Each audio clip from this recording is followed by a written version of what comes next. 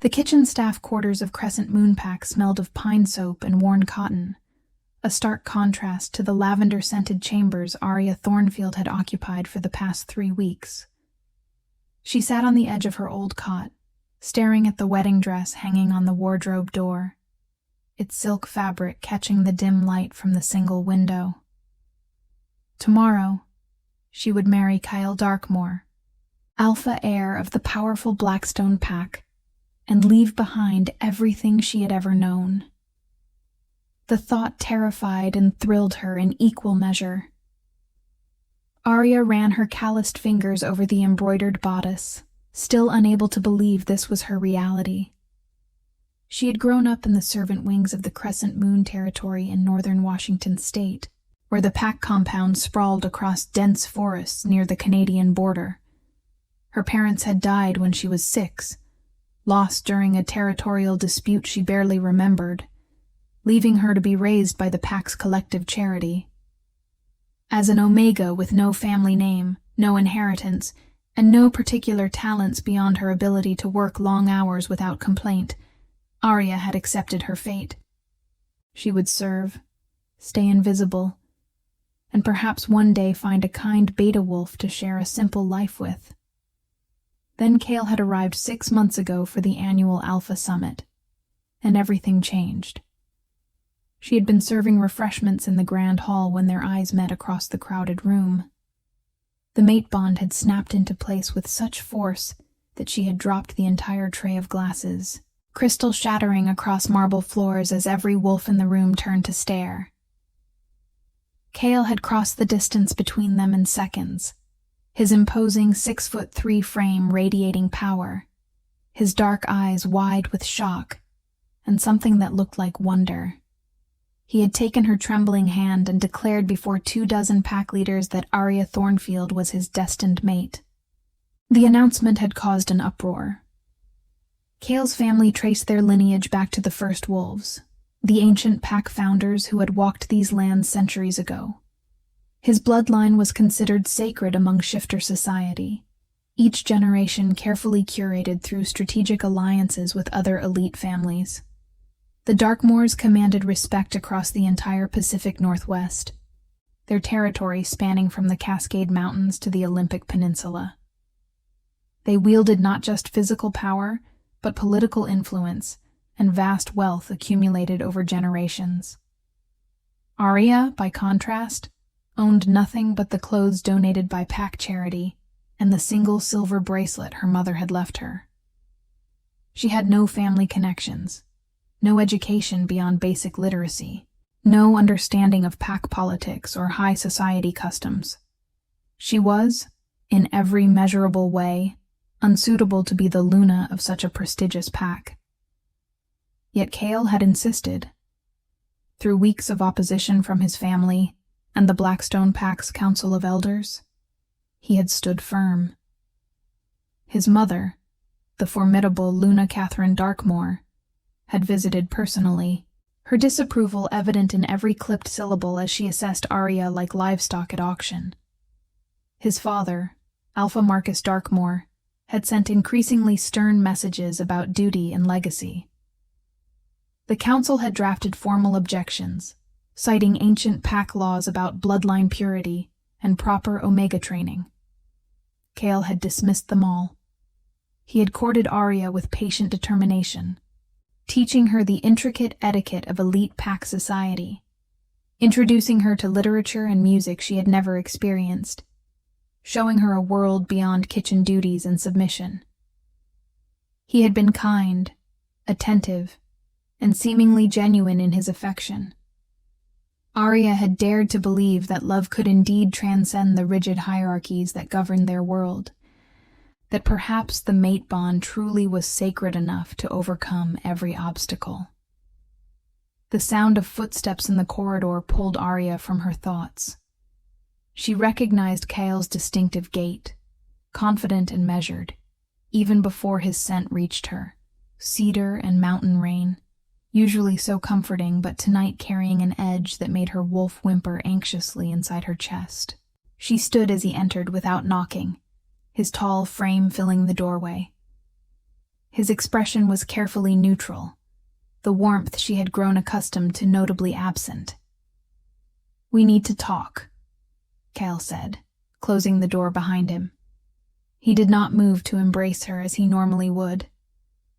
The distance between them suddenly felt vast. Arya's heart began to pound. Is everything all right? Did something happen with the ceremony preparations? She tried to keep her voice steady, fighting the panic rising in her throat. Kyle met her eyes, and what she saw there made her blood run cold. "I cannot marry you tomorrow, Arya. This engagement was a mistake." The words were delivered with the same tone he might use to discuss weather conditions, flat and final. The room tilted. Arya gripped the bedpost to steady herself. "I do not understand. The mate bond." "Can be resisted," Kyle interrupted, his jaw tight. "I have been counseled extensively by the pack elders and my family. They have made me understand the reality of our situation. You are a good person, Arya, but you lack everything necessary to be Luna of Blackstone Pack. You have no family connections to strengthen our political alliances, no wealth to contribute to pack resources, no training in leadership or diplomacy. My pack deserves better. They deserve a Luna who can stand beside me as an equal, who brings value beyond sentiment." Each word was a physical blow. Arya felt her wolf howling in anguish, the mate bond screaming in protest at this rejection. "You said the bond was sacred. You said nothing else mattered." "I was naive," Kale replied, his voice hardening. "I let physical attraction and romantic idealism cloud my judgment. But I have responsibilities that go beyond personal desire. My pack, my family legacy, the welfare of hundreds of wolves who depend on strong leadership. These things cannot be sacrificed for a fantasy. You are an omega from nothing, Arya. You will always be from nothing. I need a partner who matches my status, not a charity case who will embarrass me at every pack function." The cruelty of his words stunned her more than the rejection itself. This was not the man who had read poetry to her under the stars, who had held her through her anxiety about entering his world, who had promised that together they could face anything. This was a stranger wearing Kale's face, spouting the prejudices she had foolishly believed he had risen above. "Please leave," Arya whispered, tears finally breaking free to stream down her face. She could not bear to look at him anymore. Kyle hesitated for just a moment, something flickering in his eyes that might have been regret. Then he straightened his shoulders and walked out, closing the door with a quiet click that sounded like a death knell. Arya collapsed onto the cot, her entire body shaking as sobs tore through her. The wedding dress mocked her from its hanger, a symbol of dreams that had turned to ash. She had been a fool to believe she could ever be anything more than what she was born to be. A nobody, unwanted and unworthy. Dawn broke cold and gray over Crescent Moon territory, but Arya did not see it. She had fled in the darkest hours before sunrise, unable to face the pitying stares and whispered gossip that would inevitably follow news of her rejection. The humiliation was suffocating, the pain of the severed mate bond like broken glass grinding in her chest with every breath. She had grabbed only what she could carry in a worn backpack, some clothes, a water bottle, and the silver bracelet that was her only connection to parents she barely remembered.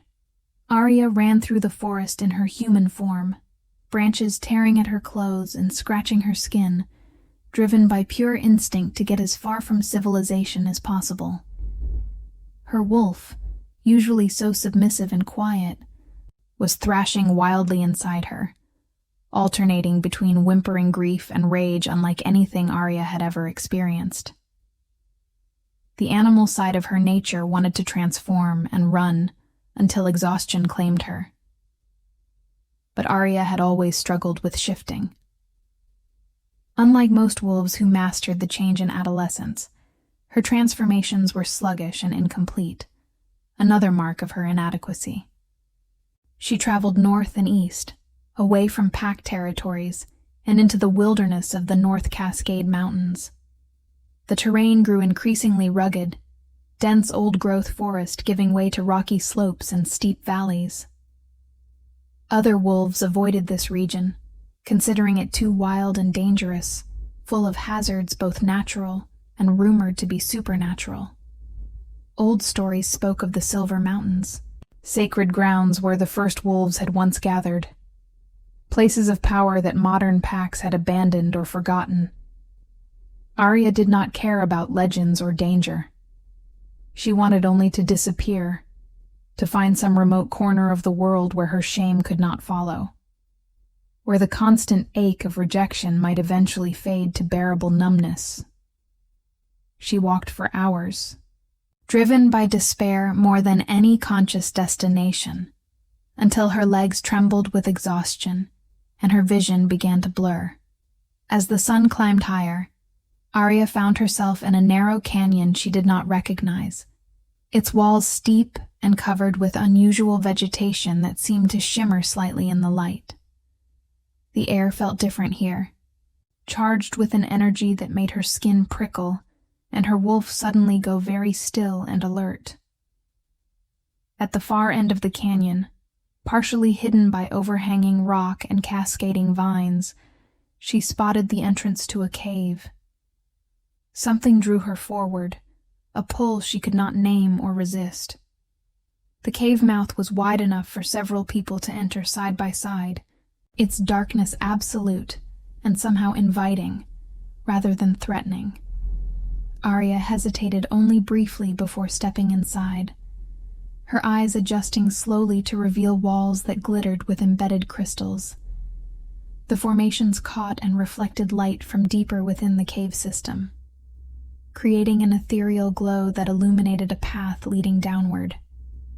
She followed it, descending through passages that felt ancient and untouched, until the tunnel opened into a vast cavern that stole her breath. Massive crystals jutted from floor and ceiling, each one glowing with soft, silver-blue light that needed no external source. The chamber was perfectly circular, with symbols carved into the stone walls that Arya did not recognize but somehow understood, spoke of lineage, power, and destiny. In the center stood a natural stone platform, its surface worn smooth by countless years and covered with more intricate carvings.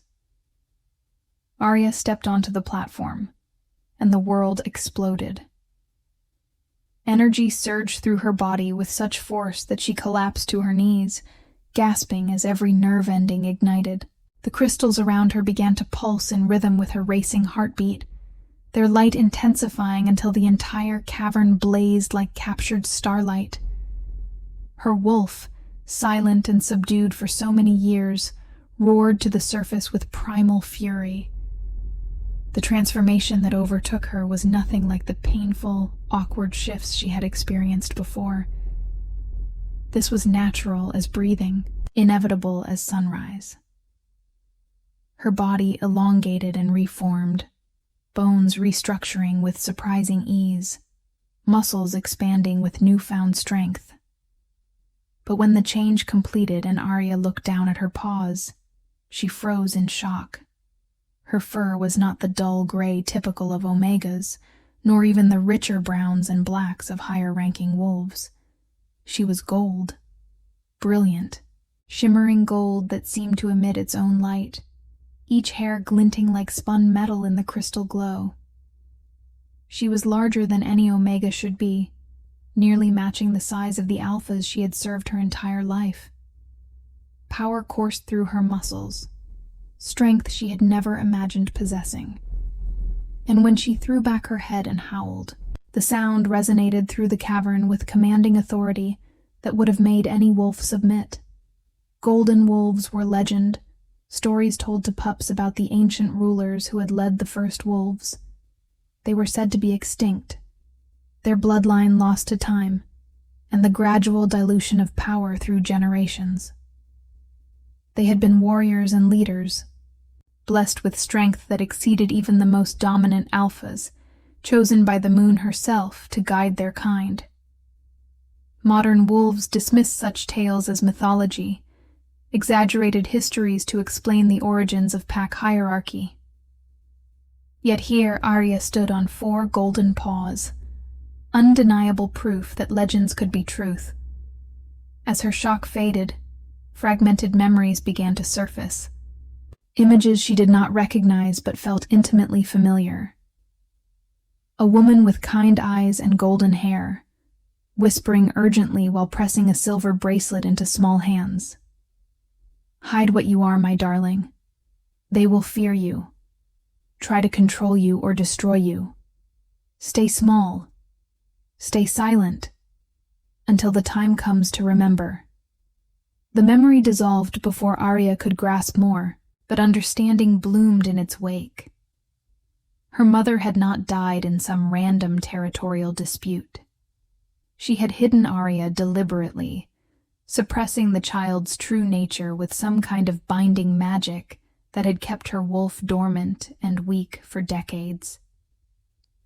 The silver bracelet was not mere jewelry, but a seal, broken when she had entered this sacred place.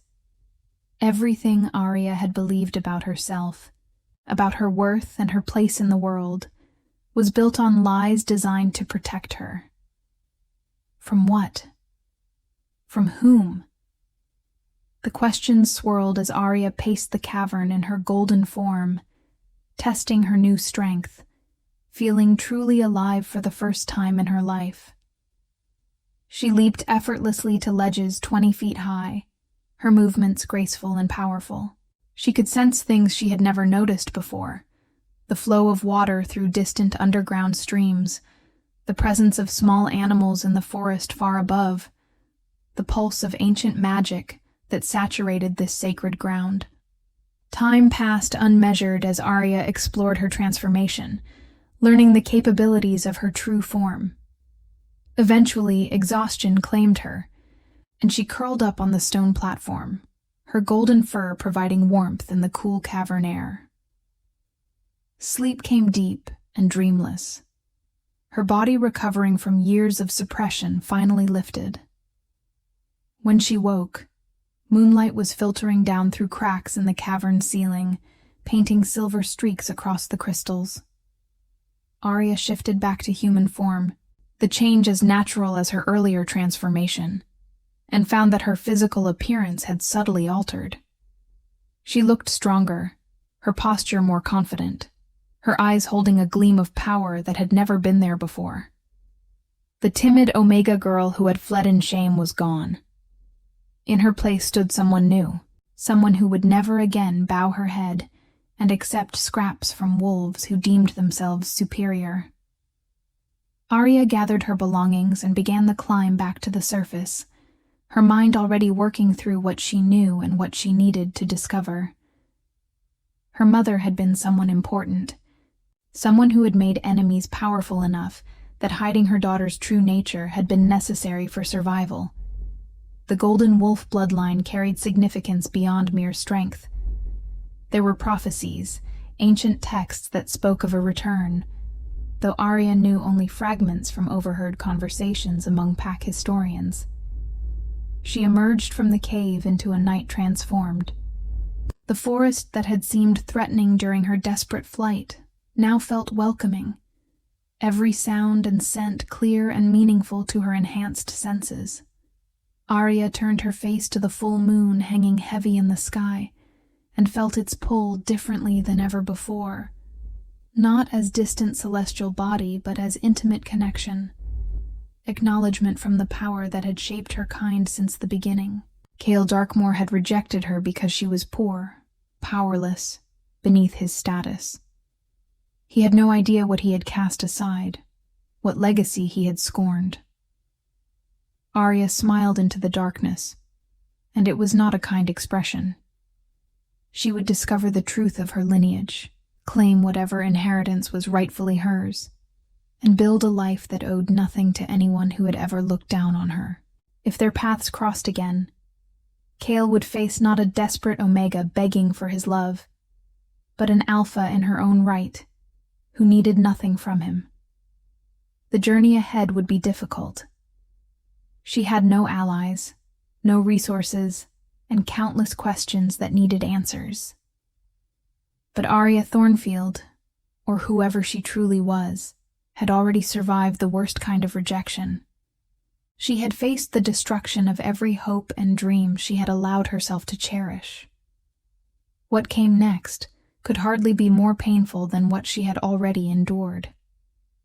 With one last look at the cave entrance, committing its location to memory, Arya began walking east, toward the distant territories where she might find wolves old enough to remember the Golden Bloodline, where ancient libraries might hold records of her mother's identity. She moved through the night with purpose, her golden wolf running just beneath her skin, ready to emerge whenever needed.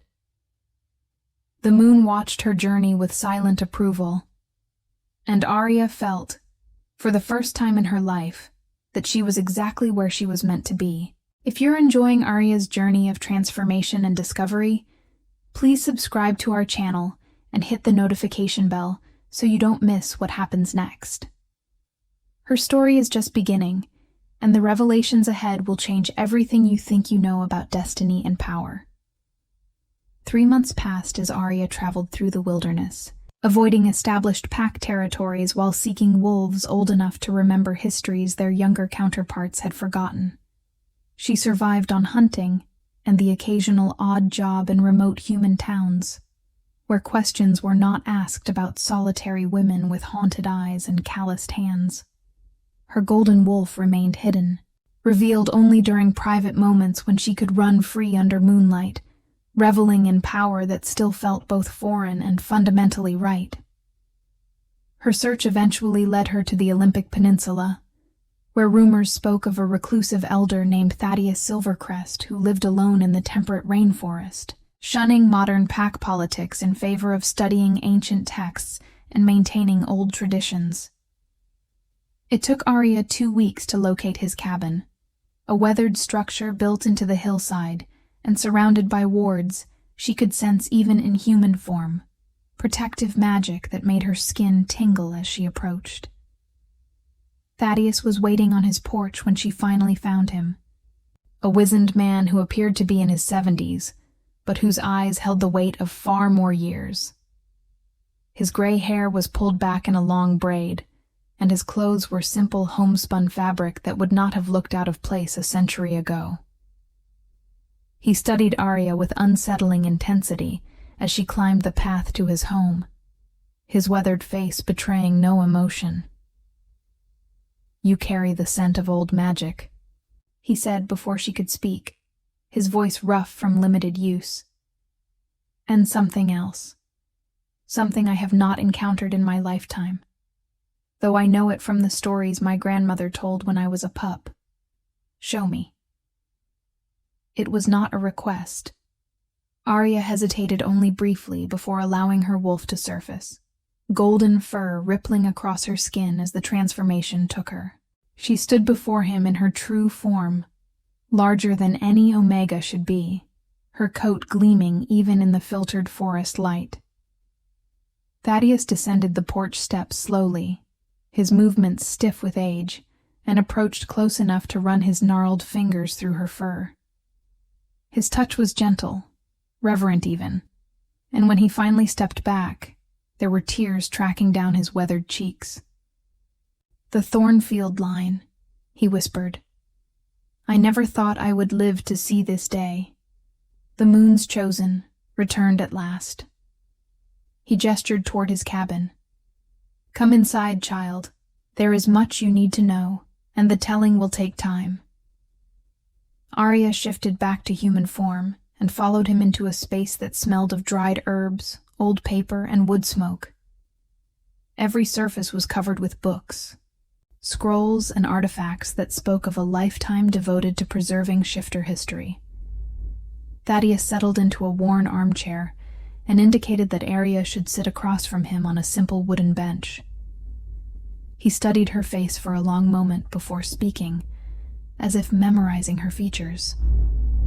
Your mother was Celeste Thornfield, last surviving heir of the Golden Moon bloodline, the most ancient and powerful lineage in North American shifter history.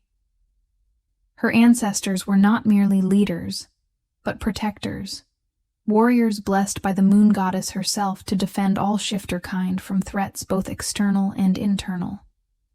The Golden Wolves were peacemakers and generals, scholars and mystics, combining strength with wisdom in ways that made them natural rulers. For generations, they maintained balance among the packs, preventing the kind of territorial wars that would have exposed our kind to human discovery and persecution. He paused to pour tea from a kettle hanging over his fire, the familiar domestic action at odds with the magnitude of what he was revealing. Arya accepted a cup with trembling hands, her mind reeling as pieces of her identity clicked into place. What happened to them? Why did everyone think they were extinct? Thaddeus's expression darkened. Approximately 3 decades ago, a coalition of ambitious alphas grew resentful of Golden Moon's authority. They believed power should be taken by strength alone, not inherited through blessed bloodlines. Led by several prominent families, including, I am sorry to say, the Darkmoors, they orchestrated a systematic campaign to eliminate the Thornfield line. It was not an open war, but a series of carefully planned attacks made to look like accidents, natural disasters, or rogue violence. Your grandparents died when their home mysteriously burned. Your aunts and uncles fell to various misfortunes over the span of 2 years. One by one, the Golden Wolves disappeared until only your mother remained. The revelation hit Arya like a physical blow. Kyle's family had helped destroy hers. The man who had claimed her as his mate, who had held her and promised her everything, descended from those who had murdered her relatives to seize power they had not earned. The bitter irony was almost too much to process. How did my mother survive? Celeste was brilliant and resourceful. She went into hiding, suppressed her wolf with binding magic that came at tremendous personal cost, and lived as a simple Omega in various pack territories where no one would think to look for Golden Moon royalty. She met your father, Thomas Wren, a kind-hearted beta who knew nothing of her true identity. They lived quietly in Crescent Moon Pack, and when you were born, she saw immediately that you had inherited the Golden Wolf. Celeste knew the conspirators would eventually find her, so she placed the strongest binding she could manage on your wolf nature, ensuring you would appear as the weakest possible Omega. The silver bracelet acted as a focus for that magic, keeping you safe through obscurity. Thaddeus reached into a nearby chest and withdrew a leather journal, its pages yellowed but intact. She left this with me years ago, made me promise to give it to you if you ever manifested. Celeste had visions, prophetic dreams common among Golden Wolves. She knew you would eventually break free, that circumstances would arise to shatter the binding. She also knew she would not live to see it happen. The conspirators found her when you were 6. The territorial dispute that supposedly killed your parents was an assassination. Thomas died defending her, and Celeste managed to send you running before they could realize a child was present. She died protecting your secret. Arya felt tears streaming down her face as she clutched the journal, her mother's final gift and testament. Everything she had believed about her past was wrong. She was not an orphan born from bad luck, but the last survivor of a deliberate genocide, hidden in plain sight through her mother's sacrifice. The years of servitude, the casual cruelty from wolves who thought her beneath their notice, the grinding poverty and endless invisibility, all of it had been protective camouflage bought with her mother's life. "Why now?" she asked, her voice breaking. "Why did the binding break when it did?" Thaddeus leaned forward, his expression grave. The mate bond. When Cale Darkmoor claimed you, it created a magical connection powerful enough to begin cracking the suppression your mother had laid. Your wolf, recognizing its true mate, fought to emerge and be acknowledged. The trauma of his rejection, the intense emotion and stress, provided the final catalyst. Fleeing to sacred ground, to the ancient chamber where golden moon wolves once held their most important ceremonies, completed the transformation. You literally ran home, child, though you did not know it. The weight of destiny pressed down on Arya's shoulders. She was not just a rejected Omega seeking to rebuild her life. She was the heir to a murdered dynasty, carrying bloodline responsibility she had never asked for and did not know how to bear. The journal mentioned prophecies. What did they say? No. That the golden wolves would return when shifter-kind faced its greatest threat, when old alliances crumbled and new dangers emerged that would require the strength and wisdom only the blessed bloodline could provide. There are also texts that speak of a great betrayal followed by redemption, of mates separated who must find their way back to each other to fulfill their shared purpose. But prophecies are tricky things, subject to interpretation and not guaranteed to come to pass. Your future is yours to shape, regardless of what ancient seers predicted. Arya spent the next 2 months with Thaddeus, reading everything he had preserved about her family history and training her golden wolf form. He taught her combat techniques passed down from her ancestors, showed her how to project the alpha authority that was her birthright, and helped her understand the political landscape of modern pack territories. She learned that several packs remained loyal to Golden Moon's memory, wolves who had quietly resisted the conspiracy and would welcome her return. She also learned that the Darkmoor family, while complicit in the original attacks, had since distanced themselves from the most violent conspirators and had even advocated for investigations into the Thornfield deaths, though nothing had ever been proven. It did not absolve them, but it complicated the narrative of simple villainy Arya had initially constructed.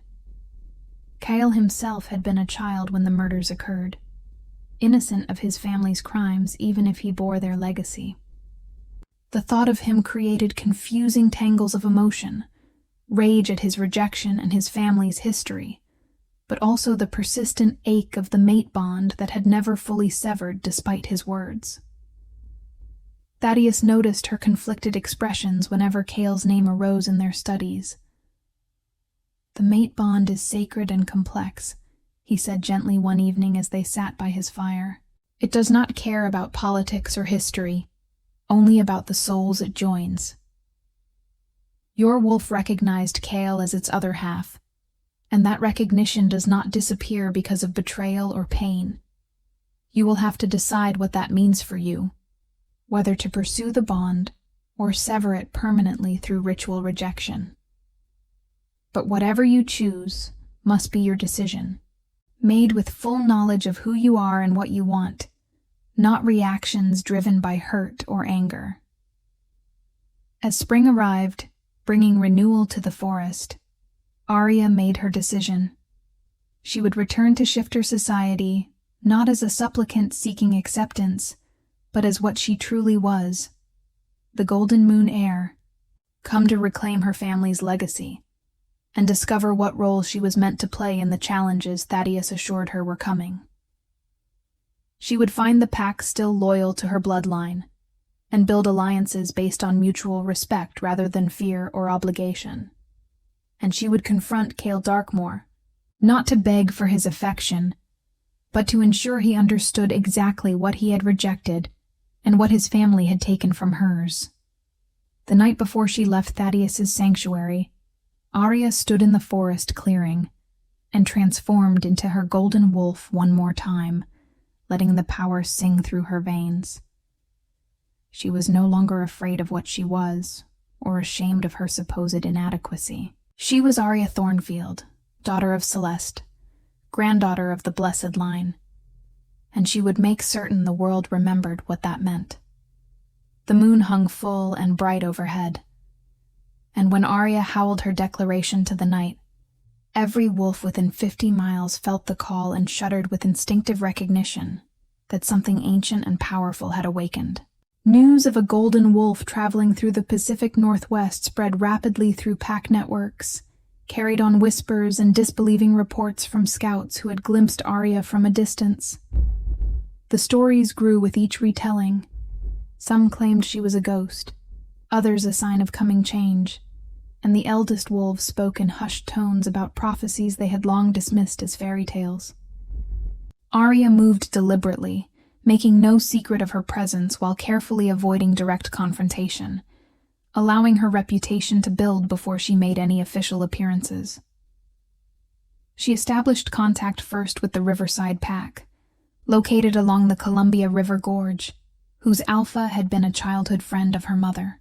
Alpha Marcus Riverstone was a grizzled warrior in his 60s, who wept openly when Arya revealed herself in golden form, dropping to one knee in a gesture of respect she had not expected, and did not entirely know how to handle. His pack welcomed her with celebration, offering sanctuary and pledging support for whatever she might need. Through Riverstone's connections, Arya met representatives from 4 other packs who had secretly maintained loyalty to Golden Moon's memory, waiting decades for a sign that the bloodline survived. With their backing, Arya began to understand the current political climate among shifter territories. The conspiracy that had eliminated her family had indeed fractured, with some members growing uncomfortable with the methods used, and others doubling down on their belief that power should flow from strength alone. New threats had emerged in recent years. Human hunters using advanced technology to track supernatural beings, rogue shifter groups rejecting pack structure entirely and causing exposure risks, and mysterious disappearances of wolves along the Canadian border that suggested organized trafficking. The scattered pack system lacked the coordinated leadership that Golden Moon had once provided, leaving vulnerabilities that enemies both human and supernatural were beginning to exploit. Arya also learned, through carefully neutral reporting from her allies, about Cale Darkmoor's situation. In the 3 months since their cancelled wedding, he had apparently transformed from confident heir to troubled alpha, struggling with decisions he publicly claimed were correct, while privately appearing increasingly conflicted. He had refused every potential match his family arranged, citing vague concerns about compatibility despite pressure to secure political alliances through marriage. Blackstone Pack's borders had been tested repeatedly by aggressive neighbors, sensing weakness in leadership divided between the aging Alpha Marcus and his uncertain son. Worst of all, Cale had reportedly been investigating the old Thornfield massacre, requesting access to sealed records and asking uncomfortable questions that strained his family relationships. The information created a complicated tangle in Arya's chest. Part of her, the wounded girl who had fled in shame, wanted him to suffer as she had suffered. But the emerging leader she was becoming recognized that his apparent remorse, if genuine, could be valuable. The mate bond still pulsed between them despite the distance and rejection, an annoying constant reminder that destiny did not care about her very justified anger. She pushed thoughts of Cale aside as best she could, focusing instead on building her network and preparing for the inevitable confrontation with the broader shifter community. That confrontation came sooner than anticipated. 2 months after her emergence, the Continental Pack Council called an emergency summit in Seattle to address the Golden Wolf situation, as they delicately termed it. The invitation that reached Arya through Riverstone was formally polite, but carried an undercurrent of command. Her presence was expected, not requested. Every major pack leader from Washington, Oregon, and British Columbia would attend, including the Darkmoors. It would be her first public appearance before the shifter elite who had either orchestrated or allowed her family's destruction. Arya prepared carefully, working with her allies to understand protocol and politics. She commissioned clothing appropriate for her station. not the borrowed finery she had worn during her brief engagement, but garments befitting an alpha in her own right, elegant but practical, in deep forest green that complemented her coloring. She practiced the formal speeches and responses Riverstone coached her through, determined to present herself with the authority her bloodline commanded, rather than the insecurity that had defined her previous interactions with Pack society. The summit was held in a historic hotel near Pike Place Market, its ballroom large enough to accommodate 300 wolves while maintaining the privacy necessary for supernatural business. Arya arrived with Riverstone and representatives from her allied packs, their group creating a stir as they entered. Conversations halted mid-sentence, as wolves caught her scent and recognized what it meant. Some faces showed awe, others fear, and more than a few displayed the calculating assessment of those weighing how to turn this development to their advantage. Then she saw Kale standing near the far side of the room with his parents, and despite all her preparation, her breath caught. He looked thinner than she remembered, his handsome features drawn with fatigue that suggested sleepless nights, his dark eyes shadowed with something that might have been regret. When their gazes locked across the crowded space, the mate bond flared with enough force that Arya actually stumbled, caught immediately by Riverstone's steadying hand. Kyle went absolutely still, his entire body rigid with shock as he took in her transformation, the confident bearing, the expensive clothing, the golden alpha aura she no longer suppressed. His mother, Luna Catherine, noticed his reaction and followed his stare. Her expression shifted from polite interest to genuine shock as recognition dawned. Whatever she had expected from this summit, encountering her son's rejected Omega transformed into an undeniable Alpha, clearly had not been on the list. She said something sharp to Kale that Arya could not hear, but his attention never wavered from Arya's face, and the raw longing she glimpsed there before he shuttered his expression sent unwelcome warmth through her traitorous heart. The council called the assembly to order, and formal proceedings began with various reports on territorial disputes, human encroachment concerns, and the mysterious border disappearances. Arya participated when appropriate, offering insights that demonstrated her knowledge, and earning nods of approval from older alphas, who remembered when Golden Moon leadership had guided such discussions. She deliberately avoided looking at Kyle, though she felt his gaze on her constantly, a physical weight she could not ignore. When the council finally addressed her presence directly, it was the head of the Continental Alliance, an ancient alpha named Cornelius Ashwood, who spoke. "We have all heard the rumors and speculations surrounding the wolf who calls herself Arya Thornfield, claiming descent from a bloodline we believed extinct. Before we proceed further, this council must verify these claims. Arya Thornfield, you stand before the assembled packs. Will you reveal your true nature for judgment?" Arya rose with deliberate grace, meeting Cornelius's challenging stare without flinching. "I will reveal what I am, not for your judgment, but so truth may replace the lies that have governed our kind for too long."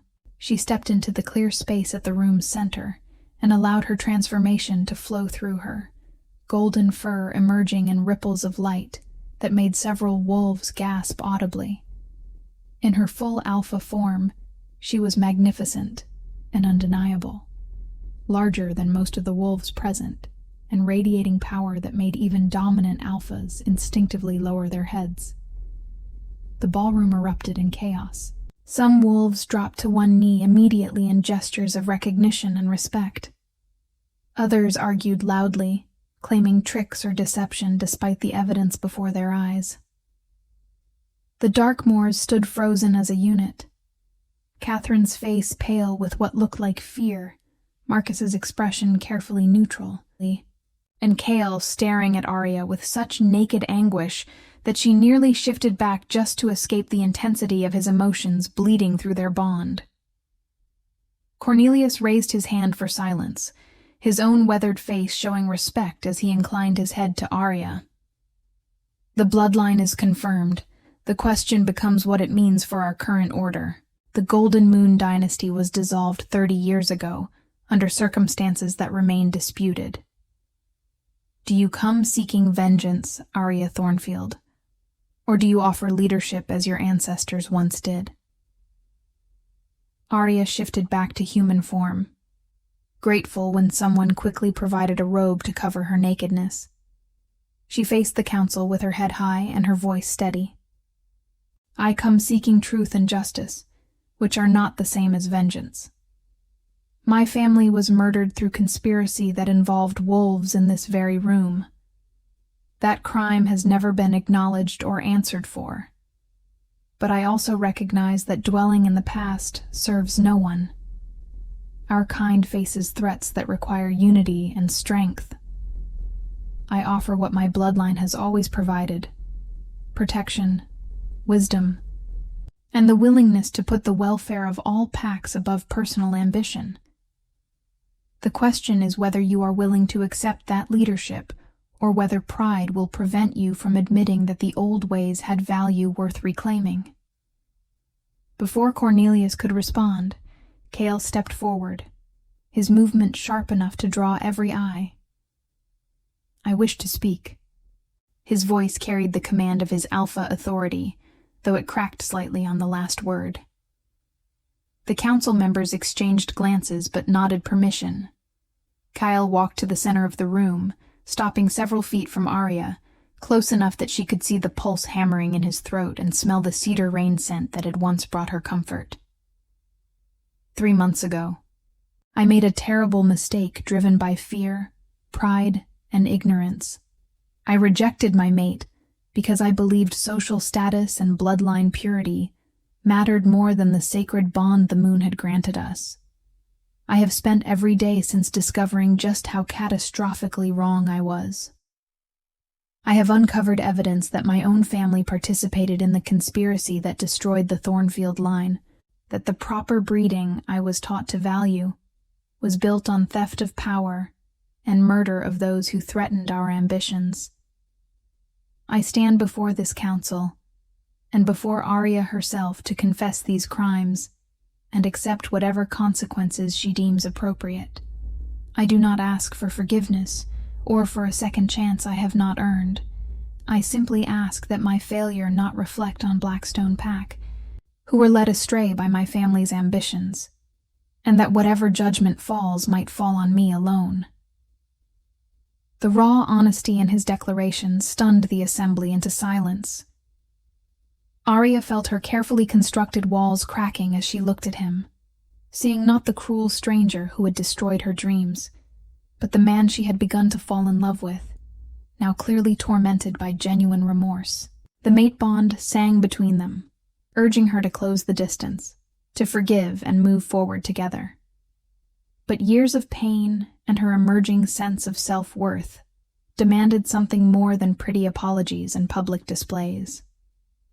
Your confession is noted, Arya said, keeping her voice level despite the emotions churning inside her. But confession without action is meaningless. If you truly wish to make amends, then support the investigation into the Thornfield massacre.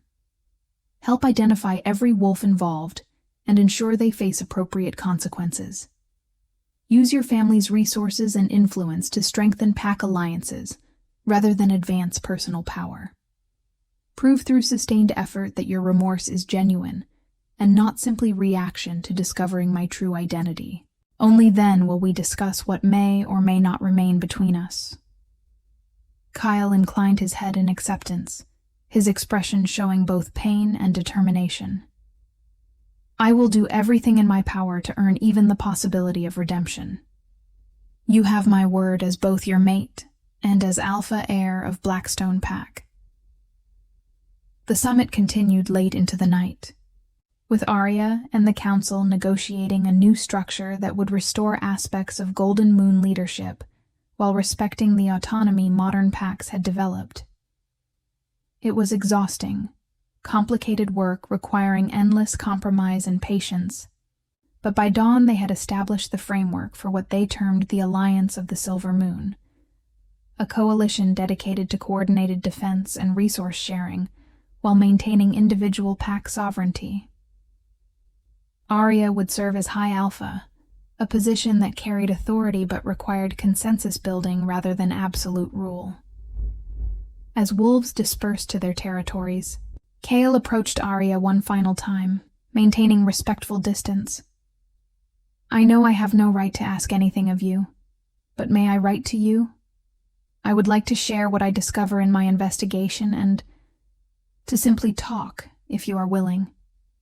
Not to pressure you or demand forgiveness, but because even if you ultimately reject our bond permanently, I would rather face that truth than live in uncertainty forever." Arya studied him for a long moment, seeing the dark circles under his eyes, the tension in his shoulders, the genuine vulnerability in his expression. Part of her wanted to refuse out of pure self-protection. But the leader she was becoming understood that healing required facing difficult emotions rather than avoiding them, and that the mate bond would remain an open wound for both of them unless they found some resolution, whether that meant reconciliation or formal severing. "You may write," she said finally, "but I make no promises about responses or outcomes. You hurt me in ways that do not heal quickly, Chaol. Trust must be rebuilt brick by brick, and that takes time neither of us can rush." He nodded, relief and hope flickering across his features before he mastered his expression. "I understand. Thank you for even granting me this chance. I will not waste it." Arya watched him leave with his family, her heart a confused tangle of anger, longing, and cautious possibility. She had reclaimed her identity, established her authority, and set in motion the justice her family deserved. What happened next with Chaol Darkmoor remained uncertain, but for the first time since their broken engagement, Arya felt she approached that uncertainty from a position of strength rather than desperation. Whatever came, she would face it as herself, fully, and without apology. 6 months passed in a whirlwind of political maneuvering, alliance building, and the constant challenges of establishing herself as High Alpha while proving she could lead through wisdom rather than force alone. Arya traveled between pack territories, mediating disputes, coordinating responses to the increasing threat from organized human hunters, and slowly piecing together the full truth of her family's destruction. The investigation Chaol had promised proceeded with painstaking thoroughness, uncovering evidence that implicated more than a dozen high-ranking wolves across 6 packs, including members of his own family. True to his word, Chaol wrote to her weekly, long letters detailing his findings, but also sharing his thoughts, struggles, and the gradual process of confronting his own prejudices and assumptions. His correspondence was honest to the point of painful, hiding nothing about the resistance he faced from his family or his own moments of doubt and failure. Arya did not always respond, but she read every letter, and when she did write back, their exchanges developed into genuine conversation rather than mere information sharing. Slowly, incrementally, she began to see him not as the man who had rejected her, but as someone genuinely trying to become better than he had been. They met in person several times, always in contexts related to alliance business, maintaining professional distance while the mate bond hummed constantly between them. Arya noticed how other wolves reacted to Chaol now. He commanded respect through competence and integrity rather than simply inherited status, earning loyalty from Blackstone Pack members who had initially resisted his reforms. He had dismissed several council members complicit in the conspiracy, distributed portions of his family's wealth to packs harmed by Darkmoor ambitions, and even stepped aside from succession briefly to allow an interim alpha, while he proved himself worthy of the position. The turning point came during a crisis that had nothing to do with their personal history. The mysterious border disappearances finally revealed their source: a trafficking operation run by rogue shifters, allied with human extremists, capturing wolves to study their biology for weapons development. When Arya received intelligence about the operation's main facility, hidden in the mountains northeast of Spokane, she immediately began organizing a strike team from allied packs. The mission was dangerous, requiring coordination between wolves who had historically been rivals, and the ability to neutralize both supernatural and human threats without exposure. Kale volunteered Blackstone Pack warriors for the operation, and when Arya hesitated to accept his offer, he confronted her privately in the war room they had established in Seattle. "I know you still do not trust me personally, and I understand why. But my pack is strong, well-trained, and committed to this fight. Letting our history prevent effective cooperation puts other wolves at risk. Use us, Arya. Let me prove that Blackstone Pack can be the ally Golden Moon deserves, rather than the enemy my ancestors made us." She had searched his face for any hint of manipulation or self-interest, and found only earnest determination. "This is not about us," she said firmly. "If I assign Blackstone warriors to this mission, it is because they are the right choice tactically, not because I am granting you personal favors or indicating anything about our bond." "Understood completely," Kyle agreed. "I would not have it any other way." The raid on the trafficking facility required split-second timing and absolute trust between teams who had trained separately. Arya led the main assault, her golden wolf form providing both inspiration and raw power as they breached the compound's defenses. The fighting was brutal, but brief, their superior numbers and coordination overwhelming the traffickers before they could mount effective resistance or activate the explosive charges they had rigged as a failsafe. They freed 32 captive wolves, some held for months, and secured evidence that would allow human authorities to dismantle the extremist network funding the operation. During the chaos, Arya found herself cornered by 3 armed traffickers in a reinforced chamber, designed to contain shifted wolves. The silver-laced nets they deployed actually burned her golden fur, and for a terrifying moment, she thought she had miscalculated fatally. Then Kyle crashed through the doorway in his own shifted form, a massive black wolf radiating lethal intent, and the trafficker's attention split just long enough for Arya to break free. They fought together with instinctive coordination, the mate bond allowing them to anticipate each other's movements, as if they had trained together for years, rather than being essentially strangers. Within minutes, the traffickers were subdued, and Kyle was carefully biting through the silver netting restraining Arya, his touch gentle despite the burns forming on his own mouth from contact with the toxic metal. In the aftermath, as medics treated injuries and warriors secured prisoners, Arya found Kale sitting alone outside the compound, his human form restored, but his hands still blistered from the silver exposure. She settled beside him without speaking, the adrenaline crash leaving her shaky and suddenly overwhelmed by how close she had come to serious injury or worse. They sat in silence for long minutes before Kale finally spoke. "When I saw you trapped, I felt like my heart stopped. All I could think was that if something happened to you because I had rejected our bond, because I had delayed accepting what we were meant to be, I would never forgive myself. I know I have no right to say this, and you can tell me to leave and never speak of it again if you want. But I love you, Arya.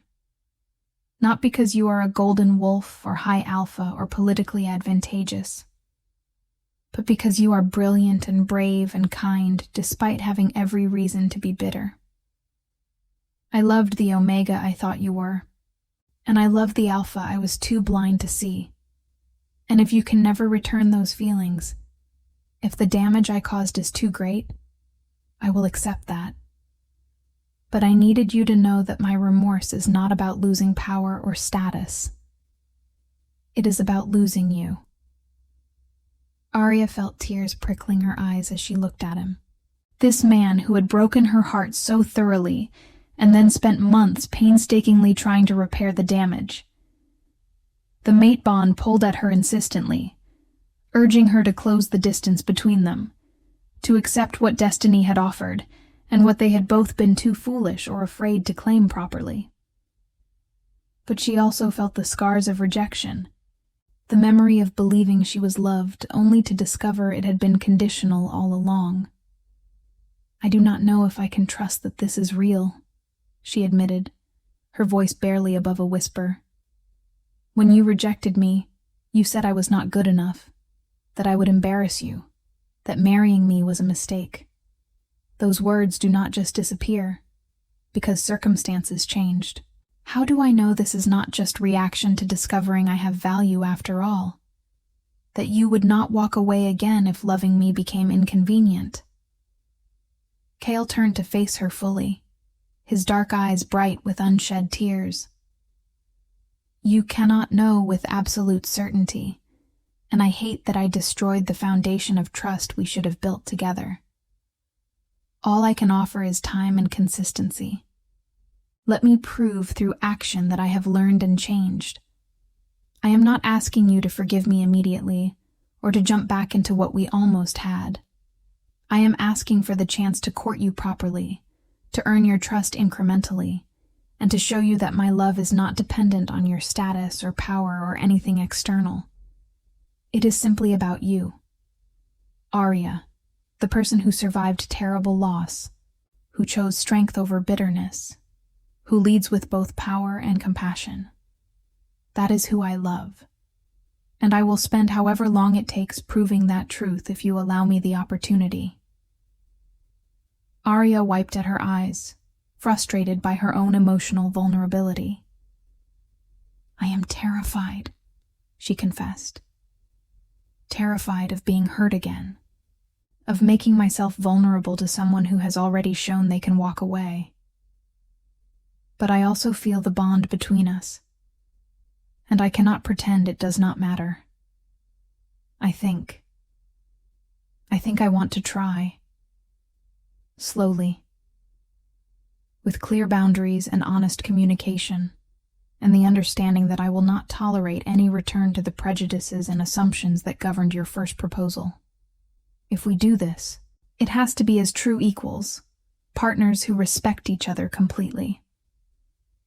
The smile that broke across Cale's face was brilliant, despite his exhaustion and injuries. "Slowly, with boundaries and honesty and absolute equality. I agree to all of it. Thank you, Arya.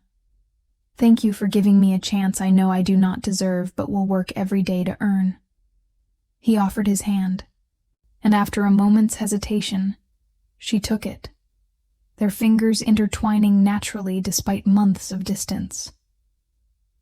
The mate bond hummed with approval, and Arya felt something tight in her chest finally begin to loosen.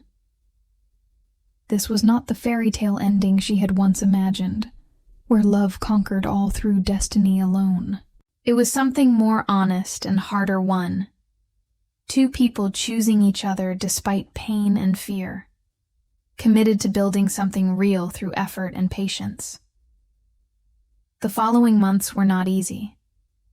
They navigated their relationship with careful intention, taking time to know each other as they truly were, rather than the images they had projected during their first engagement. They argued sometimes, particularly when old habits or assumptions resurfaced, but they also learned to communicate honestly, rather than letting resentment fester. Kyle accompanied Arya to formal acknowledgement ceremonies at her mother's grave, standing silent witness as she grieved properly for the first time. Arya attended Blackstone pack functions, watching Kyle lead with growing confidence and witnessing how he had transformed pack culture to value contribution over breeding. When they finally decided to attempt the wedding again, nearly a year after the original cancellation, it was an entirely different ceremony. Held in the forest clearing outside Thaddeus's cabin, under the full moon with only close friends and allies present. They pledged themselves to each other with vows they had written. Promises not about duty or destiny, but about partnership, growth, and choosing each other every day, even when it was difficult. Arya wore simple white that honored her mother's memory, rather than borrowed finery that had never felt like hers. Kyle declared his devotion not to a status symbol, but to the woman who had taught him that true strength included the courage to admit fault and change. As they sealed their bond under the moon's silver light, both in human form and then in a joyful run through the forest as golden and black wolves, Arya felt something she had not experienced since childhood, absolute certainty that she was exactly where she belonged. The path that had brought her here had been excruciating, requiring her to lose everything before finding her true self, but she would not change it, even if she could. The scared Omega who had fled in shame had died in that sacred cavern. The woman who emerged, powerful, confident, loved for precisely who she was, had been worth every tear and every moment of doubt. Years later, when pups with golden fur began appearing in Blackstone Pack, evidence that the blessed bloodline would continue through generations to come, Arya would tell them the story of their parents' journey. She would not soften the painful parts or pretend love alone had solved everything. She would teach them that redemption required action, that forgiveness was a choice made daily rather than a single decision, and that the strongest bonds were those built on honesty and mutual respect rather than fantasy or obligation. And when they asked if she regretted the pain that had brought her to Golden Wolf awakening and genuine partnership, Arya would smile and tell them the truth. She regretted nothing that had made her strong enough to choose love on her own terms, with eyes open and heart guarded by wisdom rather than fear. That was the real happy ending, not the absence of struggle, but the presence of someone who would face that struggle beside her, equal in every way that mattered.